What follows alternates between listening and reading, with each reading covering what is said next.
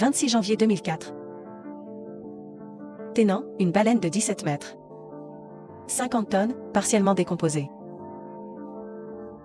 Explose lors de son transport. Viscères et chair se répandent dans la rue. Les passants sont aspergés de sang et de débris. Des gaz nauséabonds, comme le méthane, emplissent l'air. L'odeur envahit chaque recoin. Des panneaux aux bâtiments. Voitures. Boutique dans un rayon de 10 mètres. Tout est touché. Un témoin déclare aux médias. Une odeur à s'évanouir. Ce phénomène rare, appelé explosion de baleines, est destructeur. Pourquoi cela arrive-t-il? Les baleines, géants des océans, s'échouent souvent en mourant. Sous le soleil, leurs cadavres deviennent de bombs biochemiques.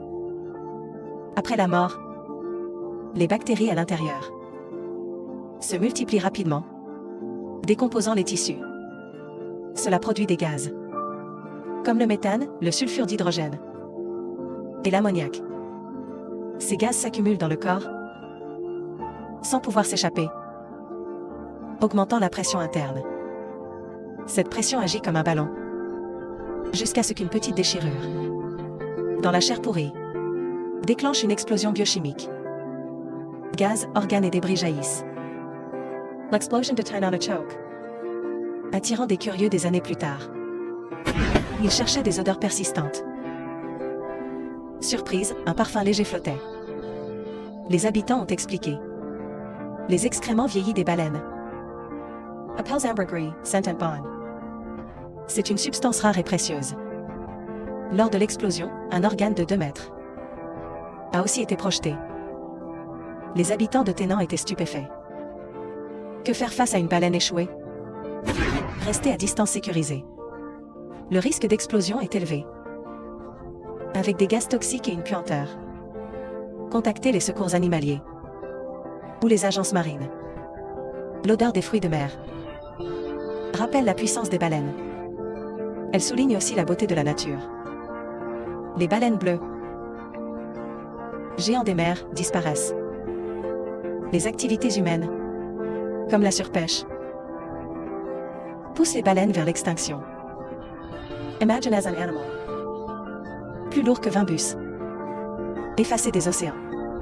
La chasse excessive a réduit les populations de baleines. Cela menace les écosystèmes marins. Moins de baleines, moins de diversité génétique, les rendant vulnérables. Elles peinent à s'adapter au changement. En 1986, la Commission Baleinière Internationale interdit la chasse commerciale, avec un certain succès. Mais certains pays chassent encore, pour des raisons scientifiques. La chasse illégale persiste, avec d'autres menaces. Pollution marine. Collision avec des navires. Et changements climatiques mettent les baleines en danger. Ces facteurs perturbent les écosystèmes océaniques. Protéger les baleines est urgent. Nous devons agir pour sauver ces géants et préserver la biodiversité marine.